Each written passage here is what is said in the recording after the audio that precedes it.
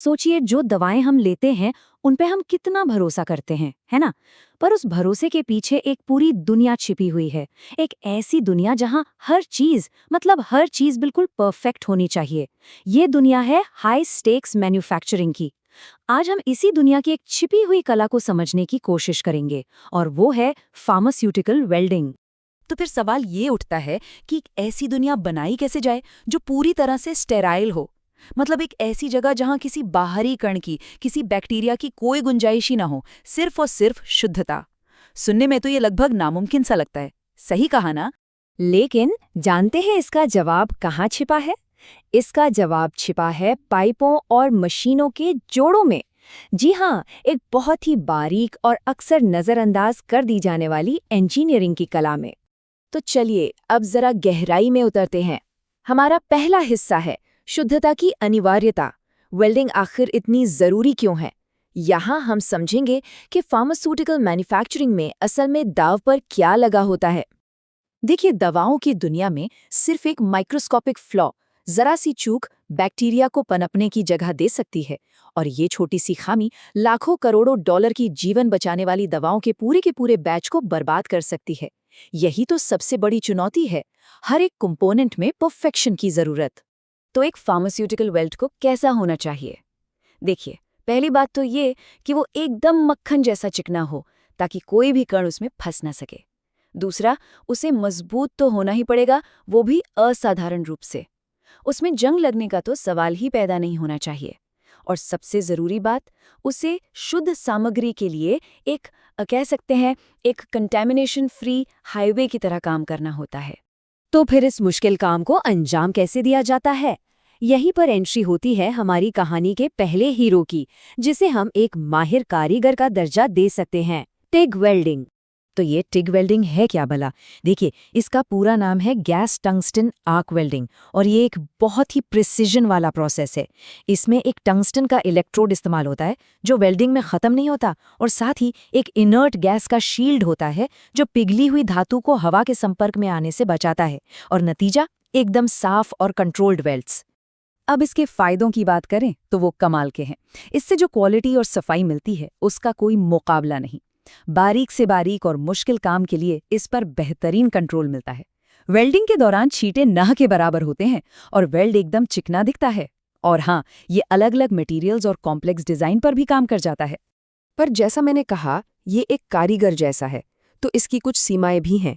ये प्रोसेस दूसरे तरीकों के मुकाबले काफी धीमा है। इसे चलाने के लिए कोई ऐरा गैरा नहीं, बल्कि एक बहुत ही माहिर और ट्रेन्ड ऑपरेटर चाहिए।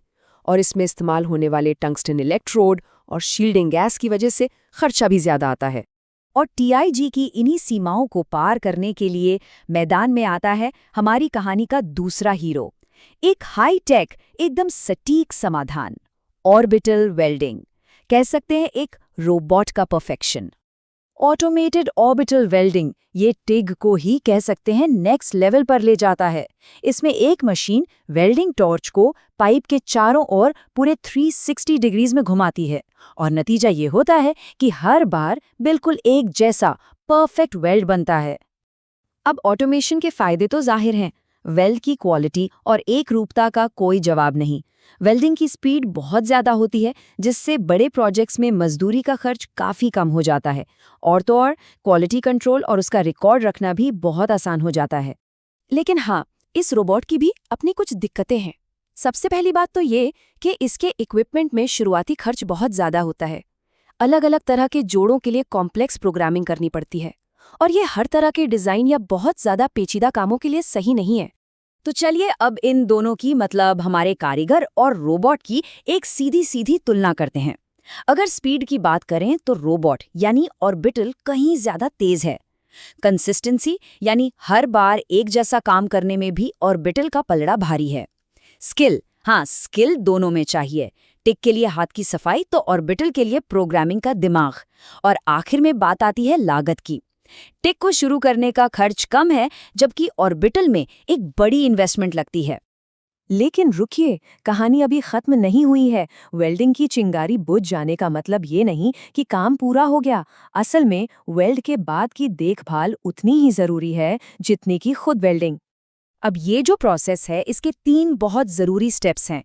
पहला है क्लीनिंग, जिसमें वेल्ड के एरिया को अच्छी तरह साफ करके किसी भी ऑक्साइड लेयर या गंदगी को हटाया जाता है। दूसरा है इंस्पेक्शन, जहां एडवांस टेक्निक से वेल्ड के अंदर छिपी हुई कमियों को जांचा जाता है। और तीसरा और आखिरी स्टेप है पैसिवेशन।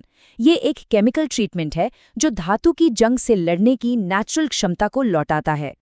अब इनको थोड़ा और समझते हैं। क्लीनिंग से गर्मी की वजह से जो रंग बदला है या जो भी गंदगी है वो सब हट जाती है।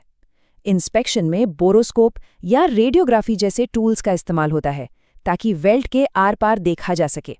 और पैसिवेशन में वेल्ड पर नाइट्रिक या साइट्रिक एसिड लगाया जाता है ताकि उसकी प्रोटेक्टिव ऑक्साइड लेयर दोबारा बन जाए। तो आखिर में ये सब बातें हमें कहाँ ले जाती हैं? ये सब जुड़ती हैं एक ही चीज से, सुरक्षा। ये वो वेल्ड है जो हमारी दवाओं की शुद्धता की हिफाजत करता है। और ये एक कोट है जो इस पूरी बात का सार बता देता है। ये जटिल वेल्ड उन पाइपलाइनों, बर्तनों और उपकरणों की अखंडता की गारंटी देते हैं जो दुनिया तक सुरक्षित और असरदार दवाएं पहुंचाते हैं। तो अगली बार जब भी कोई चमचमाता हुआ स्टेनलेस स्टील का टैंक देखे ना, तो एक पल के लिए उस परफेक्ट वेल्ड की अदृश्य कला को जरूर याद कीजिएगा, जो उस टैंक के अंदर की शुद्धता को सहेज कर रखती है। ये एक ऐसी छोटी सी डिटेल है जो असल में बहुत बड़ा फर्क पैदा करती है। और ये पूरी बातचीत हमें एक बड़े सवाल पर लाकर छोड़ देती है। जरा सोचिए, हमारी इस मॉडर्न दुनिया को और कौन-कौन सी ऐसी अदृश्य कलाएं और हुनर हैं जो सुरक्षित रखते हैं, जिनके बारे में हम शायद कभी सोचते भी नहीं।